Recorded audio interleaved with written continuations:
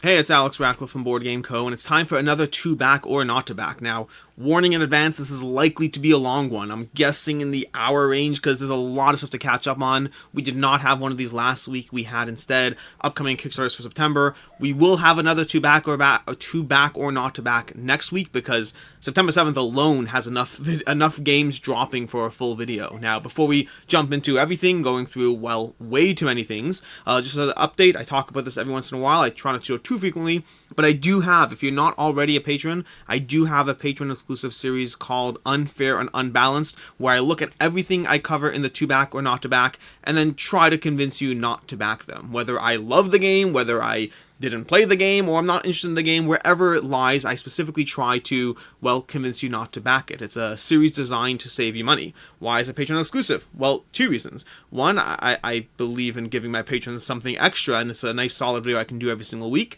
And two is because this video is called Unfair and Unbalanced for a reason. The goal of the series is to be the counter FOMO.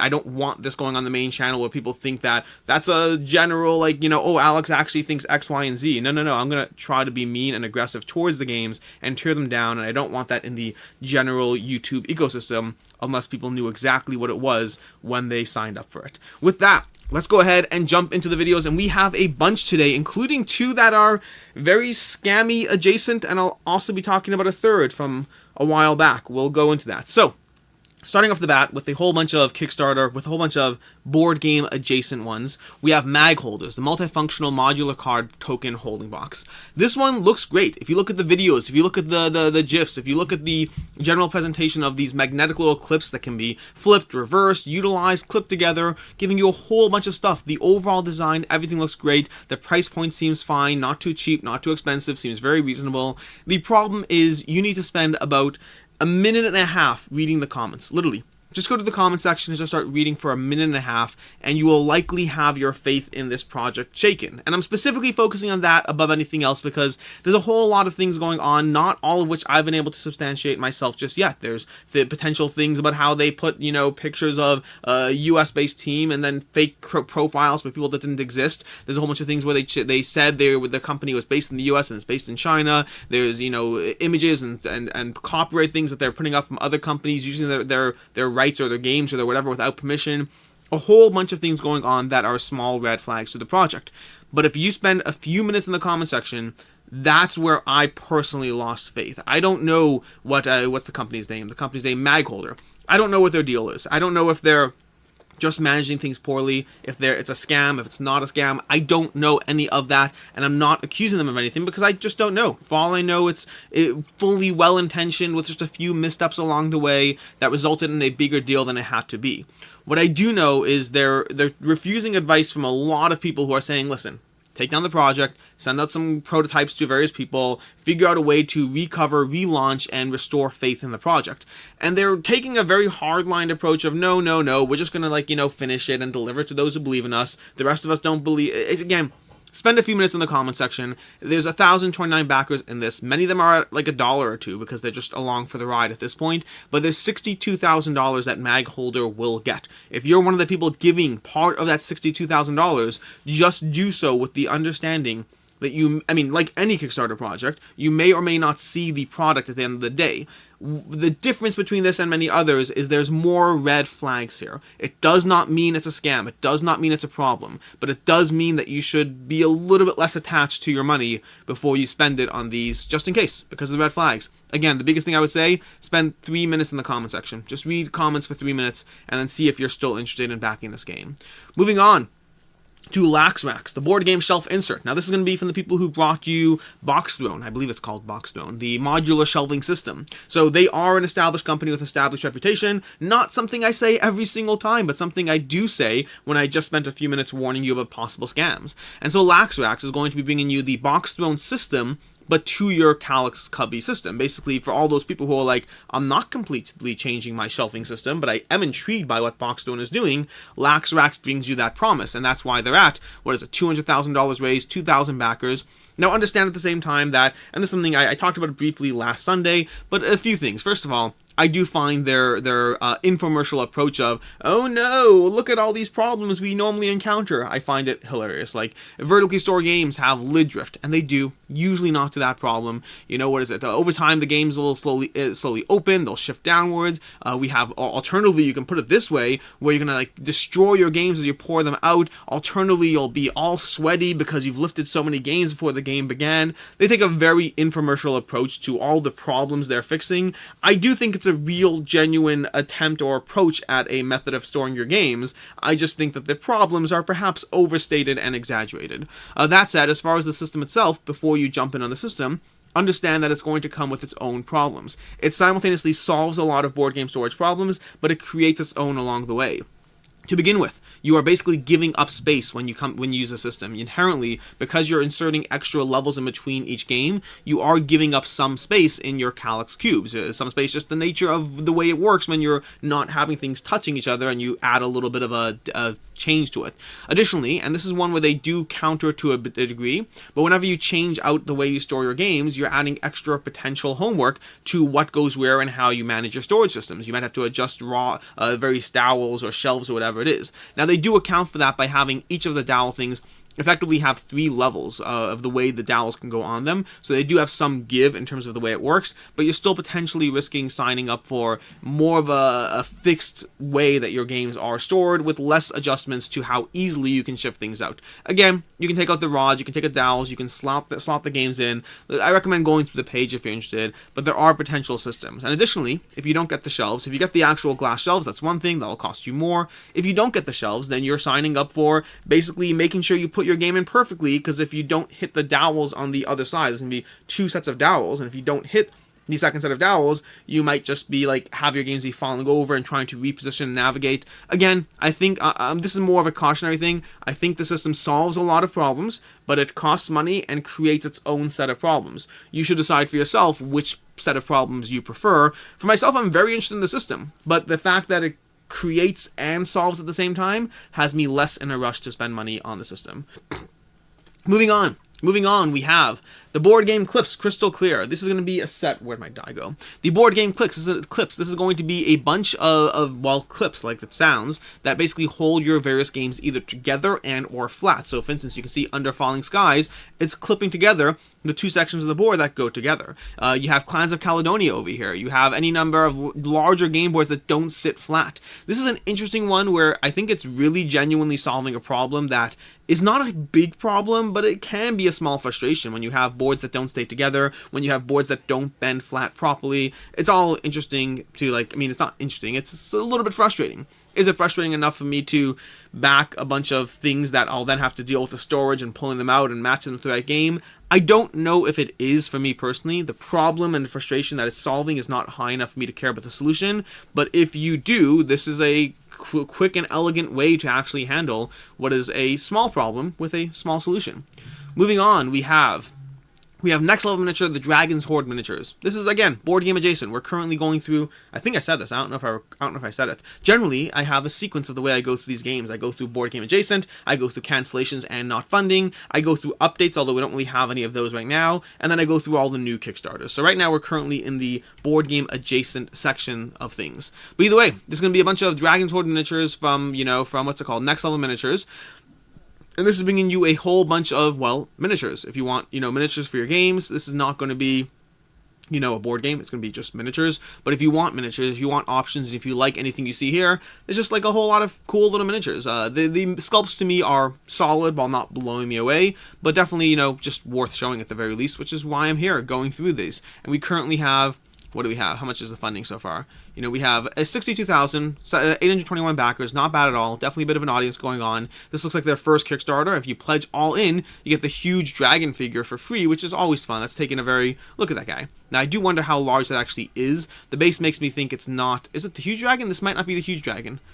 Ignore me for a second. That might not be the huge dragon. Oh, this is the huge dragon. It is. Yeah, with 28mm scale, the huge dragon's got 120mm based on the wingspan. Okay, it's a big dragon. I wouldn't call it a huge dragon, but it's something. Either way, that's going to be the miniatures, Next Level Miniatures, Dragon Hoard miniatures. Moving on, we have Hex, the versatile magnetic gaming organizer. which I have no reason whatsoever to believe it's a scam. Also, I'm a little more skeptical because of the whole thing going on with the magnetic holders. So, if you've been following Wormwood's campaign at all, we talked about it a week ago, 2 weeks ago, whenever it was.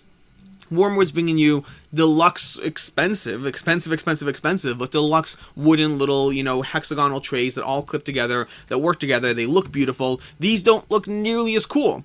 Also, they give you a little bit more space and they're a whole lot cheaper, so it's a factor to consider there. The flip side is first creator 12 backed, so I don't know where they are. Now, this does have BackerKit involved as a collaborator, which is a big deal in terms of me trusting it. I'm not saying I do trust it. I'm saying it's more of a reason to trust it. In fact, if we look at this one, the Magholders, I should actually say this is actually being promoted by Kickbooster, which weirdly enough, this is a long rabbit hole I'm not going to go down. Kickbooster does have more iffy projects associated with it, often in the tech realm. Not so much in the board game realm, but in the tech realm. It's a weird, I'm a little wary of things that come from Kickbooster versus I'm a little bit more confident of things that come from BackerKit. Again, not a guarantee either way, just letting you know my own personal feelings on things that are board game adjacent and scams and not scams. So again, I don't know what this is. I don't know what it isn't. I don't know who. They said like they're if you look at the comments, my confidence in them is a lot more secure based on the way they are handling the comments. It does not mean your money's safe here, but the price point does look intriguing. I would say, you're looking at $27 for a 5-pack.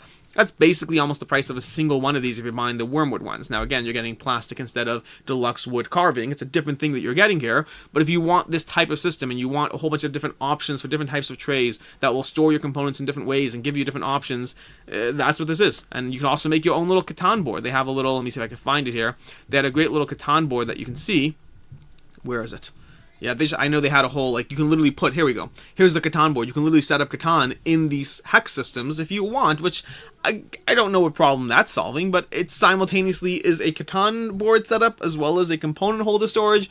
Interesting approach and way to go to lock yourself to one specific game, but Catan is a big game, so maybe it's worth it.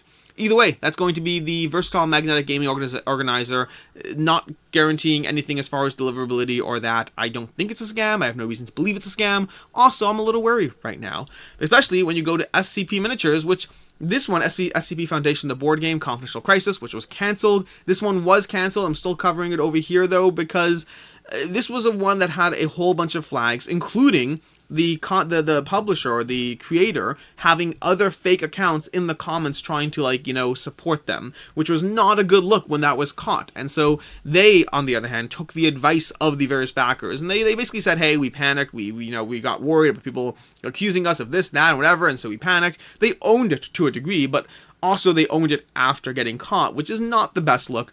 Overall, though, they did say that they are going to try to come back in 6 months. They're going to come back, do their due diligence, do what they need to do. Also, people were skeptical of a $1,000 funding goal on a miniatures game, which is reasonable. You should be skeptical. They said they had outside funding. Again, a whole lot of different things of questions, answers, question, answers. The difference between this and the magnetic system over here, the difference between these two systems is that the SCP campaign, rather than dragging it out to the end to get the $10,000 or $15,000 they can walk away with, they canceled it and said, we're going to come back in 6 months. We're going to do our due diligence.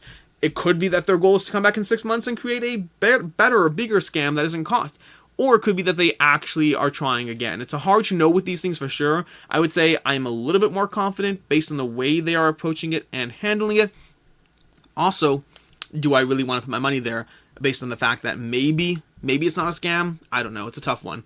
But either way, that's going to be the SCP Foundation. Now, on the subject, while we're talking about two things that are scams, I'm going to finally take the opportunity to talk about Chai Tea for 2, which may or may not be a scam. And it's very complicated. In this one, I feel badly about because I covered the campaign.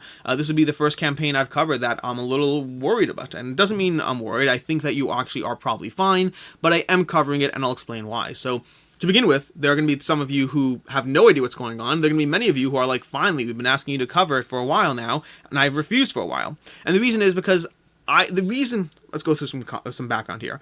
If you go through the comment section on Chai Tea for 2, and if you go through the comment section on Chai High Tea, basically there are a lot of people who are very skeptical, who are asking for updates, who aren't getting updates, who are very frustrated, and have been calling scam for 6 to 8 weeks now, possibly even longer.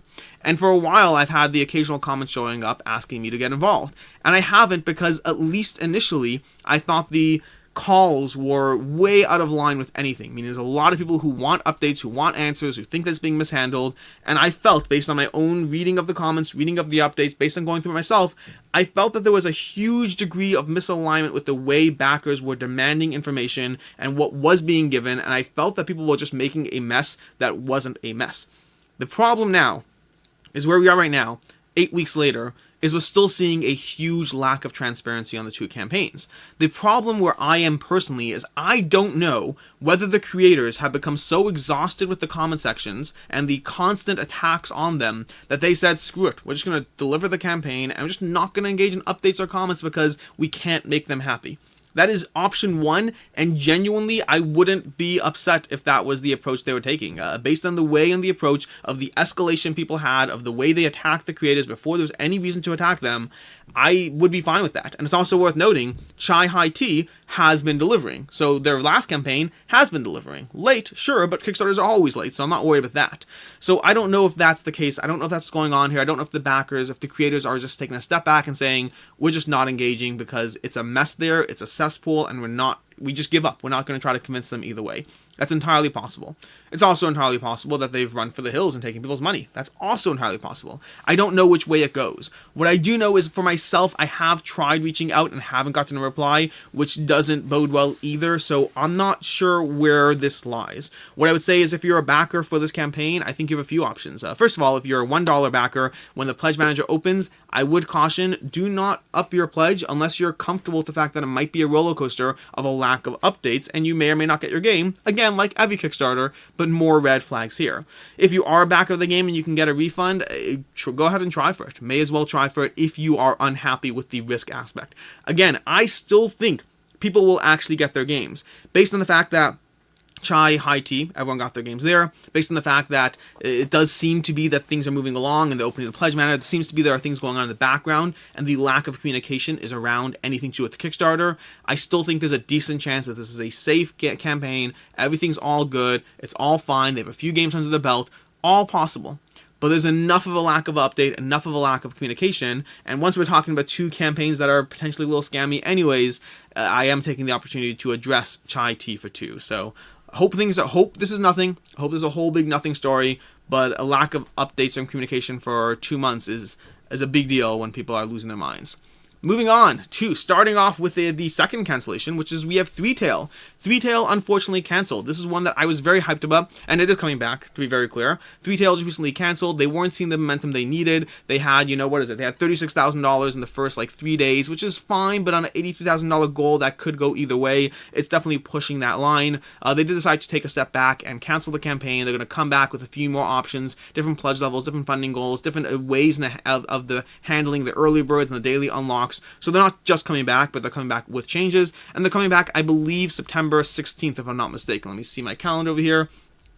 September 16th is going to be ThreeTale. Yeah, September 16th is when it's coming back. And so yeah, this is one where overall I'm very excited for when it does come back, because it's a campaign that I personally want. Is a game that I really enjoyed my plays into it. I had complaints, I had critiques, you can watch my review, but overall, complaints and critiques aside, I really enjoyed it as a fun little solo-y game where you can level up, explore different pathways. The biggest thing I wanted was just more depth of the characters feeling different as opposed to the general leveling up. But again, overall, really enjoyed this one, and I really hope it funds, so we'll see how it goes. I really do want it to fund, so we'll talk about it more when it actually comes back. Moving on, we have Age of Trains. This is going to be in the not funding category. We have 2 or 3 here. I think just 2 actually. But Age of Trains, the retro future train game. This is going to be another train game. Now, it's not funding, so I usually limit how far I look into a game when it's not funding. But overall, it looks like a train game. Upgrade your engines. You have a bunch of cars over here. Navigate your trains around. Pick up and deliver. Looks like a standard train game. I haven't looked into it enough to see what differentiates this one from, let's say, Steam or any other classic train game. But overall, the pledge is $47 for the core box. I think this is their first project. Yep, first created from Dark Rabbit Games. Looks intriguing, but not yet funding. Maybe we'll talk about it when it does fund. Next up, we have Kenji's Quest, a classic 90s era RPG meets the tabletop, and this is one that I'm not personally interested in because it looks like you still need a game master, a dungeon master of some sort, but overall, 101 backers, $20,000 backed, and this is one that's merging aspects of RPG and aspects of tabletop in a very ambitious game. The art doesn't pull me in, unfortunately. The standees don't pull me in. They do have miniatures as well, but even those, they're using miniatures They're using some miniatures from another company that sells miniature files, and that's fine. They're using it with permission and all of that. But overall, I'm just not pulled in enough by the game personally, which might be the case across the board. I mean, it's not funding yet, which is unfortunate. I wish them the best of luck, but it looks like an ambitious system that isn't personally pulling me in just because of the everything from the DM to the art to the system to the game itself. It's not one that it's calling my name personally. But again, some of the miniatures look great. Some of the large miniatures, especially, those are going to be ones that you could buy extra elsewhere. And the 469 Paint My Boss's bundle, if you want to like really get everything pre-painted and you have enough extra money lying around, you can do that as well. Moving on to all the actual campaigns, allow me to pause for a little bit of a bubbly over here, but we're going to start diving into way too many campaigns, and we're already 20 minutes into the video. So, let's go ahead and talk about it. Black Rose Wars Rebirth.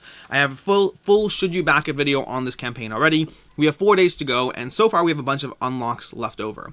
I think I did a full Should You Back It. I did a review. I know I covered that. I'm pretty sure I did a Should You Back It.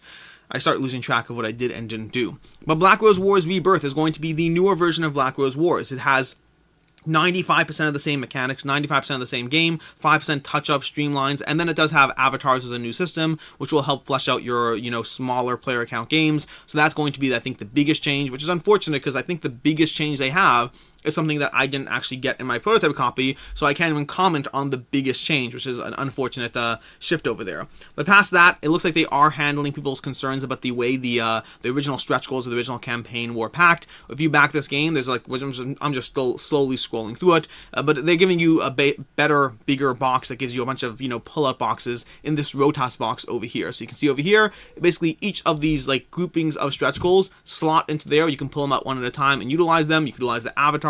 We have the Madness box over here, giving you, and these are all stretch goals that, if you can see over here, unlocked 4 to 7. So they're kind of showing you the way the stretch goals are packaged, even though some aspects of each box aren't yet fully unlocked, which is, again, stretch goals are always, to a degree, a bit of a lie, and these types of things do confirm that, although it doesn't take a lot to confirm it. We know the nature of stretch goals. We have the Once Upon a Time box over here.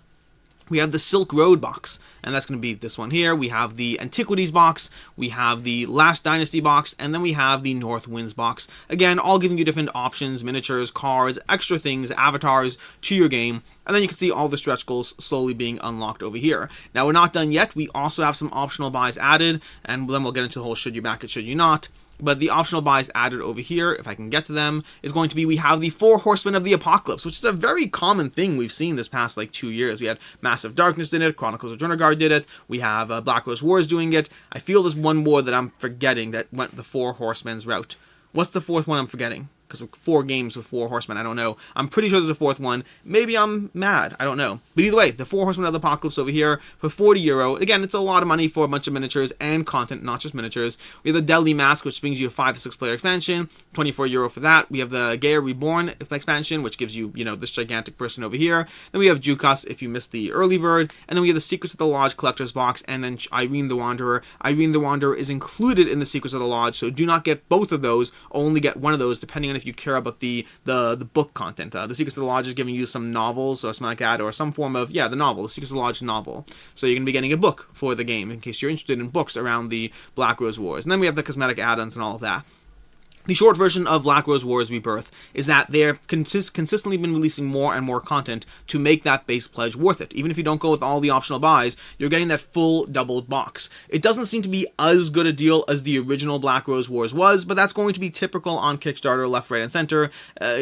Prices are going up. It's the nature of the world we live in right now, with everything being a little more unstable. This is not the first nor the last campaign where it's it seems more expensive, because it is, because they're giving you a price for something that you're buying a year from now, which means they're taking into account. I just got an announcement that Asmodee is raising all the MSRPs on their main, stock. I don't know all, but they're raising a ton of MSRPs in a variety of product lines. Basically, every copy of Ticket to Ride is now $4 more MSRP. Your X-Wing packs, each little pack is an extra $2. We are going to be seeing raised MSRPs across the board as the prices and everything go up, so it's not surprising that this isn't as good a deal as the original Black Rose Wars. That said, as far as holding its value, I still think the Black Rose Wars Rebirth, at least the core pledge, should hold its value just fine. The expansions are pricey, but if you find someone who wants them, well, then their options are nothing after the Kickstarter. Their options are you, so that's where it goes into the expansions.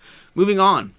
We have Super Truffle Peaks, a game that I totally wasn't interested in, except I was speaking to Boardgame Coffee, who have the game, and he was like, yeah, we really like this game. So, and honestly, this one, if you look closely enough, this one does seem like it has some major elements or similarities to Mythic Mischief, which is a game we'll be talking about later in the video that I really been enjoying. And so Super Truffle Peaks is going to be a game where you're playing as various wild pigs, and you're trying to collect these truffles that will power you up. Along the way, you have wolves that you're trying to manipulate the wolves to capture your opponent's pigs. Now, if that sounds anything like Mythic Mischief, where you have various factions and you're collecting tomes that will level you up, and you have the Tome Keeper who's going to be attacking everyone, there's a lot of general similarities, high-level similarities between the two games. This is going to be from Bicycle Games, and again, the general idea of the puzzle and the sequencing, I tend to like that style of game, that genre of game, over, unfortunately, where you start losing me a bit, although, again, Mythic Mischief might have the same problem, we'll talk about it as well, is the price point over here. The price point of basically $35 to get the game, $45 to get the, not 45, I want the next one up, $50, which will get you the game plus the spring fall expansion tiles.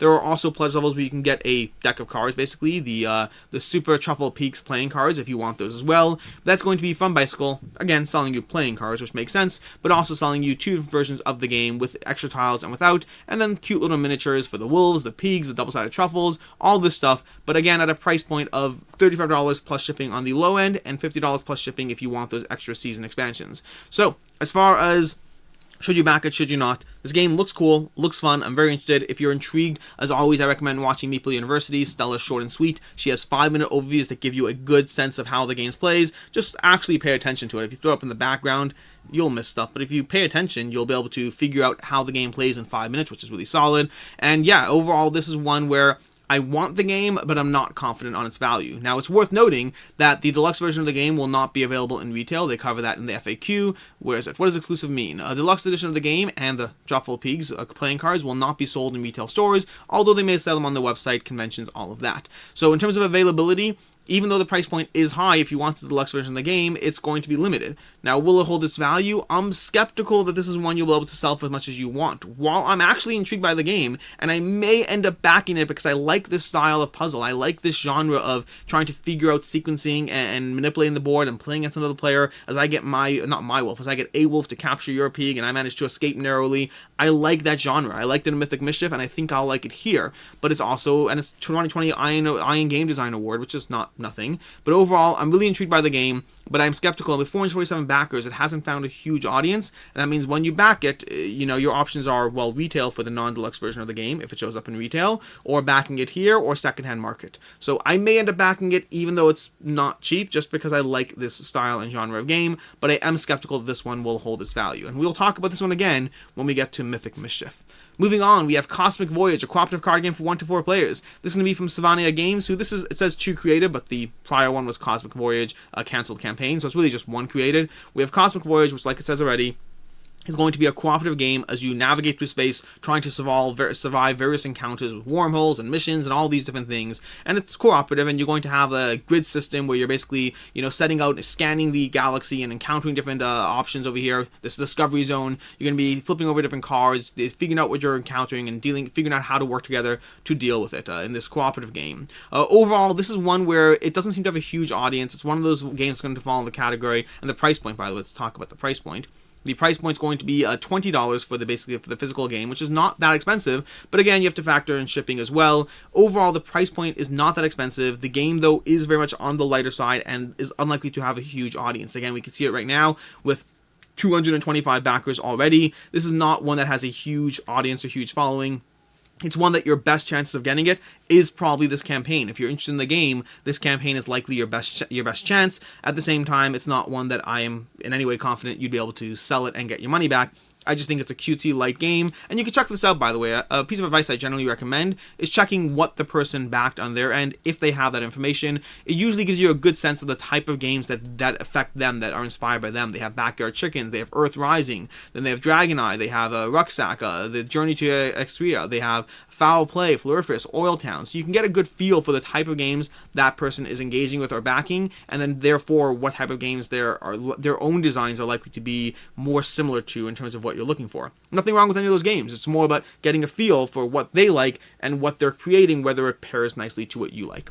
Moving on, we have, what do we have? We have Eero, which is a game that I missed the past like 2 weeks or something like that. But Eero is going to be a 2-player abstract strategy game. This, what you're seeing here, is very much prototype on the screen. But this is a game where basically the idea is you can figure out the game just by looking at this over here. Each piece moves that kind of pattern. So you can see this piece over here can move pink, yellow, yellow on the board. So you can have different ways that the pieces can move and navigate around the board as they jump around. And that's basically the primary game. If you can see the setup over here, and you can go through it and check it out. But overall, it looks like a fun little puzzle game. It actually reminds me of, what's that game? There's a game, Catamino? No, not Catamino. There's a game, maybe it is Catamino. I don't remember. There's a game where you basically move a piece to its color. That the way you move pieces around the board is they have to move matching their color. Very solid little puzzle of a game, but one that to a certain extent becomes figure-outable as you can force your way back 3 or 4 turns to figure out how the game plays. This one almost seems to have the opposite problem, where it's a question of how well does the game actually work in its final implementation in such a way that you're not just, struck with AP, with analysis paralysis, as you face the board every single turn, trying to juggle how does every single piece in front of you actually move. Trying to figure that out can potentially be frustrating as you try to look around and be like, well, you can move like this and you can move like that, and if you look around the board, how you actually, here's a good example. You can see over here, moves to pink, moves to there. Yeah. Alright, you can see over there how they're moving around the board. But overall, this is going to be Eero. The price point of this one's going to be in the range of, what is it? It's 2 boxes for $45 and $27 for a single box of the game. Again, not one that will hold its value, but one that's unlikely to be seen outside of Kickstarter and the secondhand market. And with 372 backers, there's not going to be a huge secondhand market. So up to you in terms of how much you want the game versus, availability and pricing and all of that. But it's unlikely to hold its value if you're selling it down the road. Moving on, we have The Gardens. Take a walk in the park. This is another one that I'm very torn on. This is going to be from Grail Games. 633 backers, $34,000, already well funded, 8 days to go. This is one that's going to be designed by Matthew Dunstan, who designed Monumental, which I love, and Brett J. Gilbert. Both of them, between the two of them, have a giant swath of games that they've designed that are well rated, well liked games, so some solid design work behind this game. Personally speaking, I'm not pulled in by the art at all, and that's one factor amongst a few that has me a little bit more hesitant on this game, which is basically, if you look through the game, there's actually another game here. There's going to be the main game, and there's a roll and write style game or a side game that they have as well. But the general idea, if I can find it over here, the general idea, where was it? Where was it? Not that. Jeez, where's these? This is a problem with scrolling through these campaigns, trying to find the part. How to play over here. So you're gonna have this grid over here, this park that you're building out, and then you're gonna have these tiles you're drafting. You're gonna place the tiles in your park, and the visitors are going to jump along, visiting different areas to get to the new tile, and then you'll be scoring accordingly in this game. Lightweight, simple gameplay. Now, that's not a bad thing. There are some solid games that have lightweight, simple gameplay. I've just been enjoying Tranquility with my wife, which is a lightweight, simple game that has not a ton to go. Although I kind of want to go upstairs and play it right now because I really enjoy it. But lightweight, simple games are very, very solid. My problem is combine a lightweight, simple game with a lack of art that's pulling me in, and then it's not for me personally. Now, the art might work for you, in which case it's a whole different conversation. And the gameplay may have more depth than I'm reading into just at a glance. Again, this is where I highly encourage Meeple University. They have a playthrough. I believe she has a short and sweet as well. I'm not certain, but you can check all that out to see if this game resonates with you or not. As far as price point and extras, so it's $27 for the core game plus shipping, and it's $44 for the core game plus the walk in the park roll and write game as well, bundled in. Now, in both cases, once you factor in the shipping you're paying, it works out to be roughly MSRP, which means it's cheaper to get the game at retail, assuming you're getting a free shipping option at your local retailer, all of that. Although it is worth noting, there are some extras you can get in the Kickstarter that you will not be getting at retail. You have to figure out whether you care enough about those extra little promo things added on. But it's one that, like most Grail games before it, they're giving you a little bit more on the Kickstarter. Once you factor in shipping, it's not a great buy, and they historically have not done a good job holding their value as far as these Grail game Kickstarters.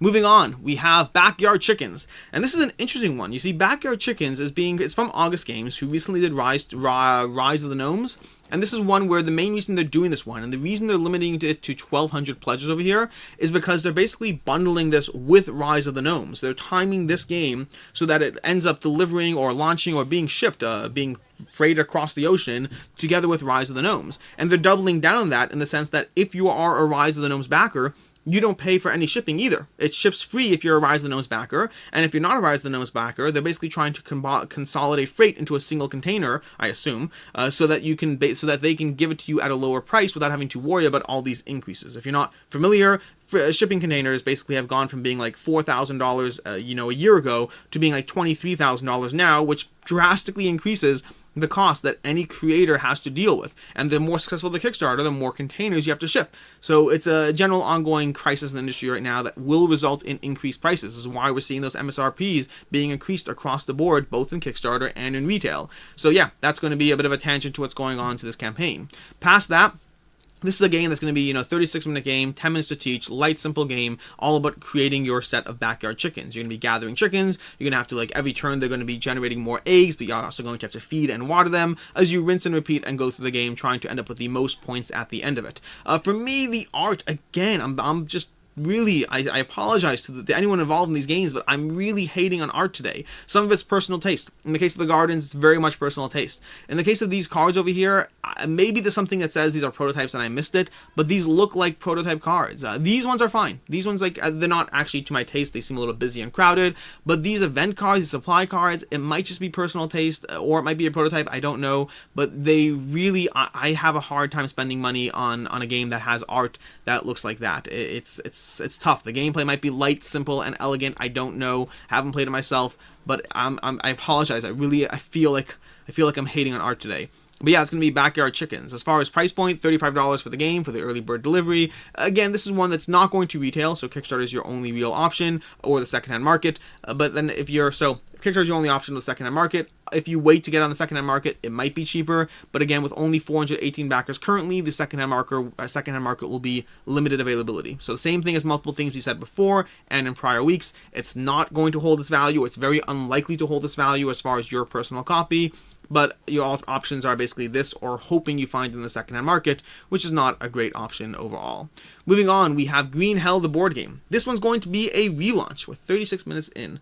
We might be making good time today, all things considered. Either way, Green Hell, the board game. Green Hell, the board game is going to be a relaunch. This is one that they came back with changes to the pledge levels, changes to the funding goal. They're smashing the funding now, $52,000. The original funding goal was like $80,000 or somewhere in that range. They lowered it to $52,000, and now, boom, they're across the line, 13 days to go, 785 backers. And some of the changes they made are to the pledge levels, what you get. They have Steam key options as well, which I don't recall seeing in the original campaign, although maybe I missed it. So different pledge levels will have, and those are limited pledges. So basically, let's actually show you a good example.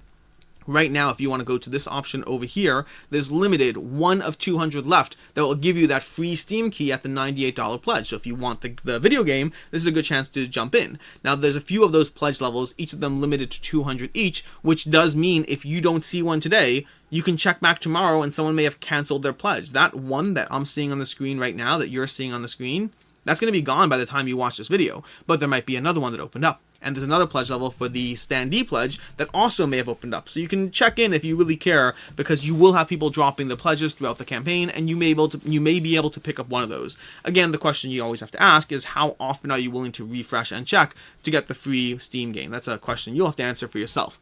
Past that, as far as pledge levels, the miniature pledge level didn't really change that much, to my recollection. The standee pledge level definitely dropped the pricing a bit, so you have, a cheaper standee version of the game. Overall, this one fell into the category same result I gave last time, which is, it's hard to say where this one ends up. I'm not confident in the value, but nor will it necessarily not hold its value. It is a bigger box game. It is a more ambitious. It has a miniature pledge level as well. It could well be worth what you paid for it. My assumption is it's going to fall in the category of whatever you paid for it, take off 10 to 20%. That's probably what you'll end up getting back. Again, it could be wrong. It could be, if it's well rated, if it's well loved, that could easily go up. This is, again, these are all these different things I take into account when trying to decide whether something is worth the value or not, when something will hold its value in the secondhand market. And sometimes you just end up in these unknown territories. But a bigger box game that could be more ambitious, that could be sought after, I think you'll still lose something on this. The price point for what you're getting compared to equivocating it to Robinson Crusoe, for example, it is on the expensive side,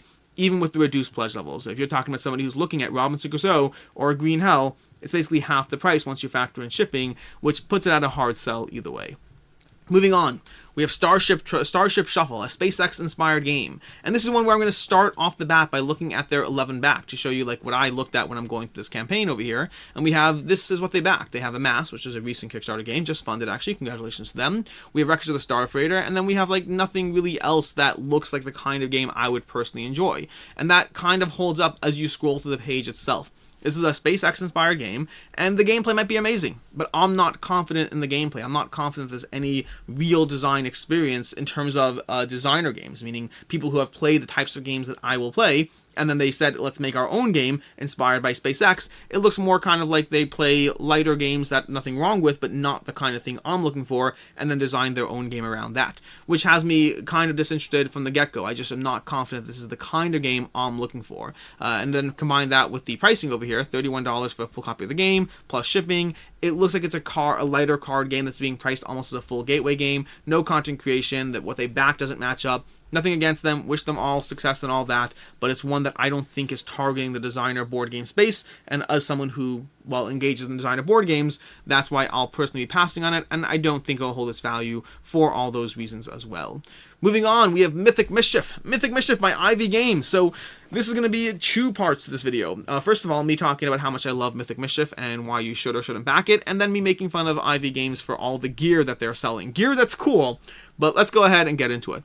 So, Mythic Mischief, if you're not already familiar with it, this one you've probably seen content plastered everywhere left, right, and center. You may have recently watched the Dice Tower live playthrough, where I can't speak for Tom because I didn't watch, but Tom and Z seem to, well, not, I didn't watch, I did watch. I can't speak for Tom because I'm not Tom, but Tom and Z from the Dice Tower seem to really enjoy it in terms of their playthrough, and I think they would. Maybe I'm just projecting because I really enjoyed it. Mythic Mischief is a solid game that is an abstract strategy game, although abstract strategy with a bit of a twist because you have asymmetric character powers. It has, again, I'll have a video coming actually shortly called What is an Abstract about Mythic Mischief. It's with the Ivy Games team. That'll probably be going up next week, maybe. We'll see.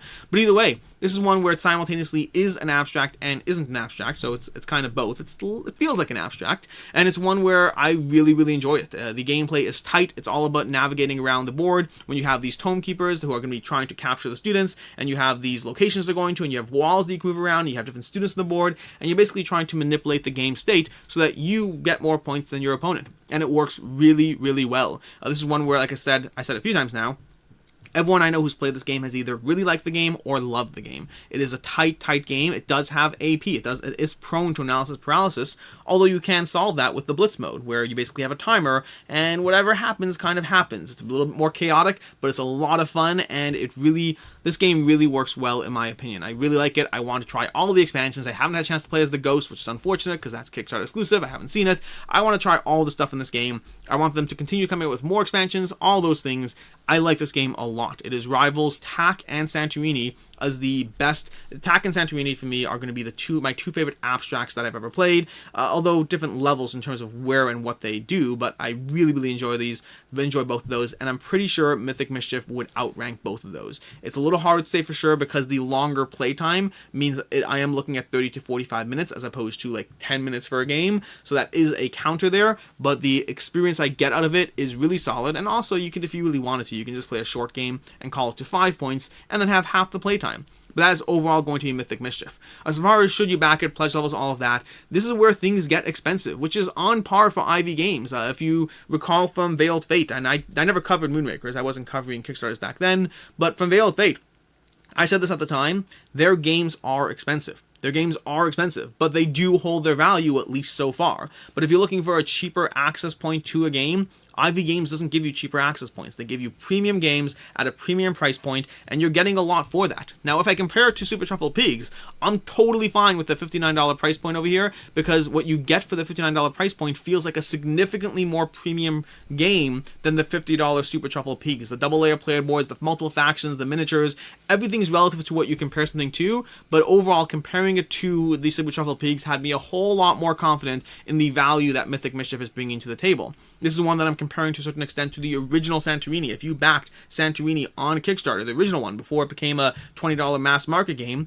you paid like $70 for it, but you got a lot of content. You got deluxeified everything. It was great at the time. It's from Roxley Games. They also charge a premium price for a premium product, and so I think Mythic Mischief is very much in the same zone. Do I think it'll hold its value? Yes. Not by its own merit on its own, but the combination of the quality of the game and the fact that their games historically have held the value, again, they go hard in the deluxe, but they charge for that price point, does mean I think it'll hold this value. Now, at higher pledge levels, it starts to get messier and messier, especially as you start branching out into clothing lines and backpacks. Backpacks, which are amazing, by the way, but we'll get to them in a second. But the Headmaster Pledge is going to give you everything you need to give you the 2 complete sets of library components, all the extras. So the Professor Pledge is going to give you the main core box plus the ghosts, and the Headmaster Pledge is giving you the additional trolls, witches, and the ghosts. The ghosts are available to anyone who backs it, and then giving you 2 full sets so you can play like a full Blitz mode, which is awesome, and I highly recommend it. You could play the game 4-player with a single board, by the way. The way that works is you have 2 players, each controlling 2 Mystic each, so rather than having a 3 versus 3 on the board, you have a 4 versus 4 on the board.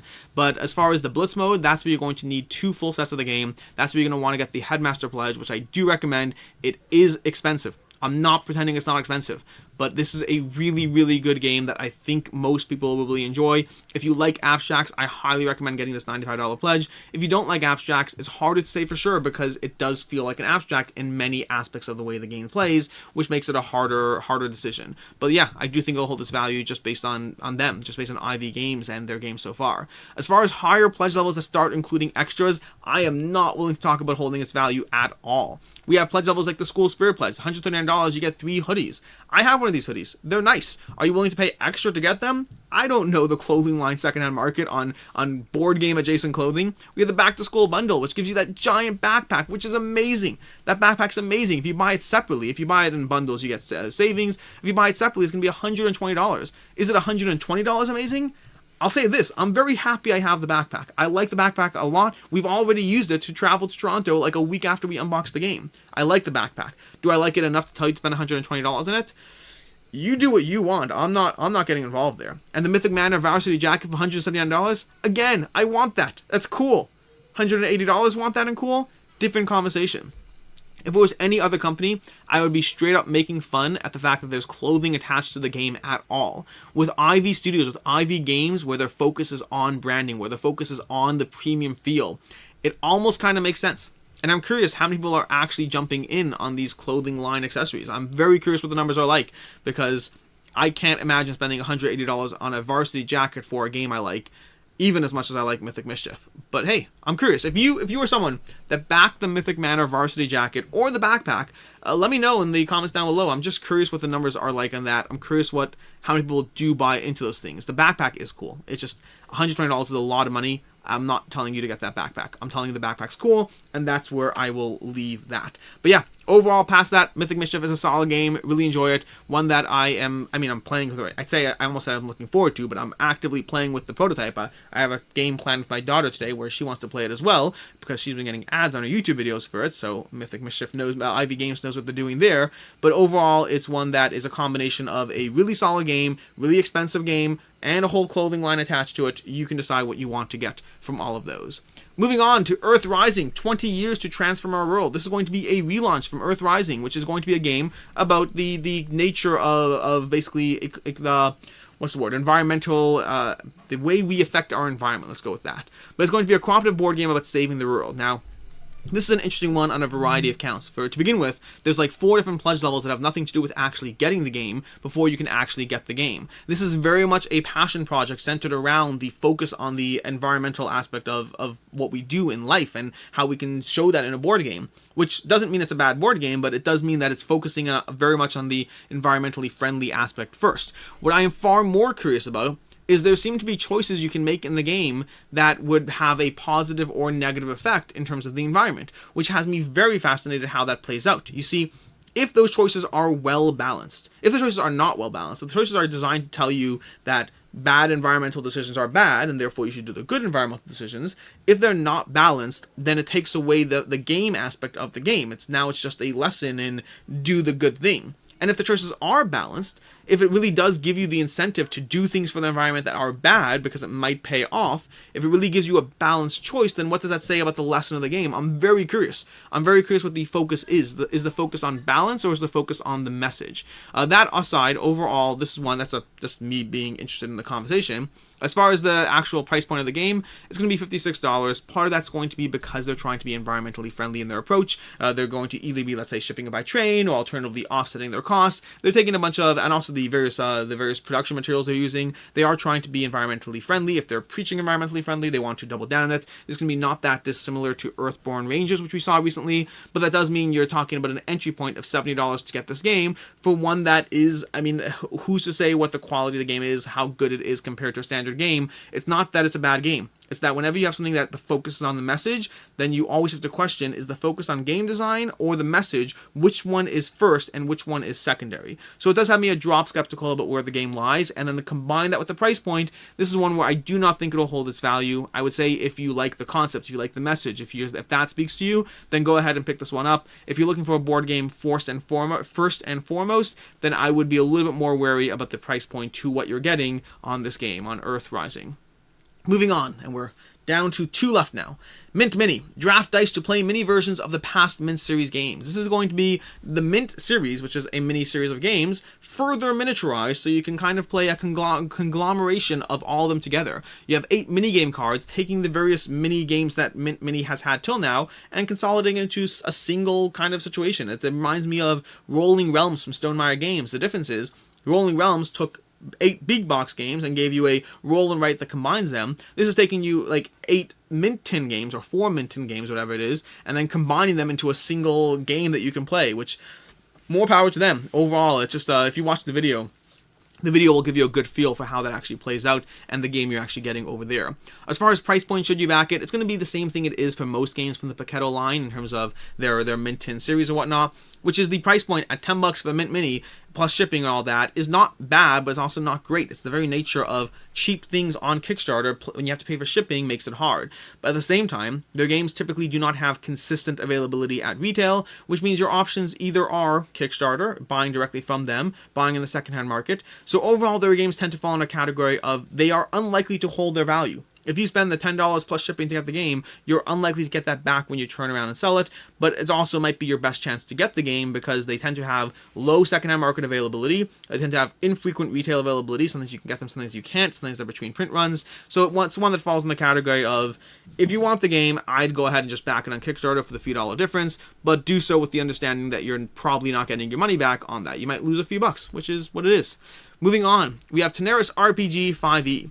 This is one where I did a full should you back it on it already, if you want to watch that. In this particular video, I'm going to focus more on the board game side of things and not the RPG side. My full video tried to dive as much as possible into both, with the understanding that I don't know the RPG side as well, so I more limited touched upon that. What I will say, if you're watching this video, is they do have a solo mode for the RPG. You have to buy it separately. But in case you are someone that wants to experience the RPG side of things, but you want to do it solo, there is an opportunity to do so for Tanares RPG.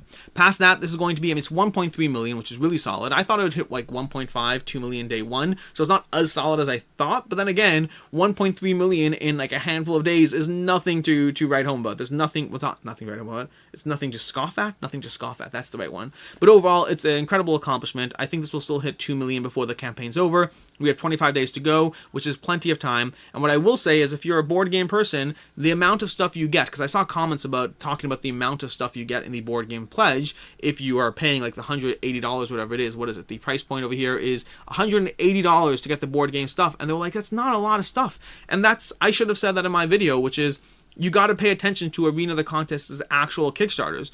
The amount of content you get basically doubles with stretch goals. The amount of content you get is significantly more by the time you factor in all these stretch goals. Let's go ahead and just scroll through stretch goals so you can see all of that. Let's see if we can scroll through it. Just every time you see a miniature, that's more stuff you're getting in your $180 pledge. And there's additional content too. Just the miniatures are a quick glimpse of, I was trying to combine glance and glimpse and ended up with glimpse. It's a quick glimpse into the various extra stuff you'll be getting in your game. And again, there's other stuff as well. well. There's the week 2 quest for miniatures and cards. Not all the things are miniatures, but you can quickly scan through it, seeing what you're getting in your extra stuff. And there's a ton of extra stuff that you can be getting for this game. So that $180 is buying you a decent amount of things that's only going to continue to grow as the road towards 2 million continues to build across the next 25 days. So there's plenty of content. So if you're worried about that I'm not so worried about. Overall, the Miniatures Pledge is one that I think will hold its value just fine. But I will say the same thing I said in my Should You Back It video. Just because it will hold its value does not mean you should necessarily get it. You have plenty of content already. If you backed Arena of the Contest and Tanares Adventures,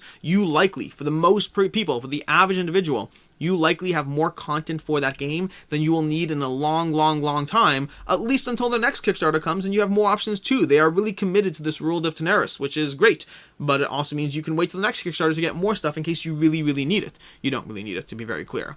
That said, that's all the rational side of things. I probably will get it because I like their game. I like it a lot. It's a game that I'm happy to get more content for. It's a 5 out of 5 for me. Arena of the Contest is such an enjoyable experience, both competitively and cooperatively, and I haven't even dived into the world of Tanares yet. I haven't had a chance to fully dive into Tanares, which doubled down on the solo co-op play and the world building and the story and all of that, and I haven't had a chance to do that. Is it another campaign game I'm not playing a lot? Yes, but that said, it's a game I'm happy to jump into as a single shot adventure too. I don't need the campaign game to enjoy Tanares. I haven't tried the campaign game at all yet. I've done the first 2 scenarios, but I've mostly played this as single shot adventures, either going through the book and picking a story, or alternatively picking an episode or whatever it is, or playing it competitively as well. And it's one that I enjoy it every single time I play it. I love the interaction between the characters. I love the vast variety of stuff they have going on, the vast variety of stuff they already have going on, without you needing to spend another $180 to get it. That said, if you are interested, what I will say to tempt you, so apologies in advance over here, is first of all, they have a great little, if I can find it, sorry for the scrolling, apologies, sorry, I hate the scrolling, this is a long campaign. So first of all, they have this, which I'm going to go ahead and show you, because honestly, I apologize in advance for this, but this is it's just nice. Let me see full screen. This is going to be the giant gold dragon you're getting if you get the painted gold dragon. If you are a day 1 backer, you will have to pay for the extra painting, but this is going to cost you, $58 for the painted version, $29 for the basic version, and you get $29 off if you are a day 1 backer within the first 24 hours, whatever it was. But this is, look at this. You don't want that on your table. That is a cool dragon to have as part of it. You can buy that as a separate miniature for your shelf. It'll probably go on my shelf. But I do want that dragon in my world of Tanares, so apologies. And then they have this nice handy-dandy little sheet, so you can see everything you need in terms of, I recommend reading all this. The black stuff's going to be RPG stuff. The green stuff's going to be the various miniature stuff. The red thing is going to be the extra miniatures and whatnot. And then they have the board game. Yeah, you can buy the board game separately if you want the full bundles. If you haven't had a chance to jump in on Tanares or Arena of the Contest, you can also do that now over here with these options over here. So there's a ton of content. If you are a board game person, there's plenty here to keep you busy. I do highly recommend Arena of the Contest as a great experience. That is, honestly, just spend the $79 and get the base game if you're on the fence. Don't get anything else if you don't want to. That $79 is going to give you a solid game if you enjoy skirmish games, if you enjoy cooperative experience, if you enjoy a team of heroes whose powers and abilities work well together to really give you a solid, fun game, both competitively and cooperatively. Then I highly recommend the world of Arena of the Contest, Tanares Adventures, and now the RPG, although again, I'm not focusing as much on the RPG. Which brings us to the picks of the week. I always have the little handy-dandy thing. The person who recommended that I put a little thing at the end to remember picks of the week, thank you for that, because it really has been helpful. Picks of the week. Picks of the week are going to be as follows. For my personal interest pick of the week, we're going to have Mythic Mischief. I really like this game. This is one that I've really been enjoying. I keep diving into it. It's one that I filmed my review and I still continuously pull out the game and keep playing it because the prototype basically feels like a finished game. Granted, I have a headless wizard, but that's by choice. And then 2 is it's just ridiculously good fun. I love good, solid abstracts. This gives me the abstract game that I love and the powers and abilities tacked onto it that I love, and I really, really enjoy it. This is easily my pick of the week for Mythic Mischief. And then as far as my value pick of the week, it's going to be Tanares. Tanares, and specifically the miniature pledge, not the whole thing. The miniature pledge will do just fine as far as holding its value. I debated picking Mythic Mischief as well, because I think it will, but that feels bad to pick the same game twice. But Tanares Adventures is one that, more so than Mythic Mischief, is one that will hold its value just fine. Again, doesn't mean you should get it, but as far as holding its value, as far as a pledge that I'm confident will hold its value, Tanares RPG is going to be the value pick of the week. That is everything. That's a wrap. Just under an hour, which is not bad for the sheer amount of stuff we're covering. Until next time, I'm Alex Radcliffe from Boardgame Co. Thanks so much for being here, and as always, have a good one.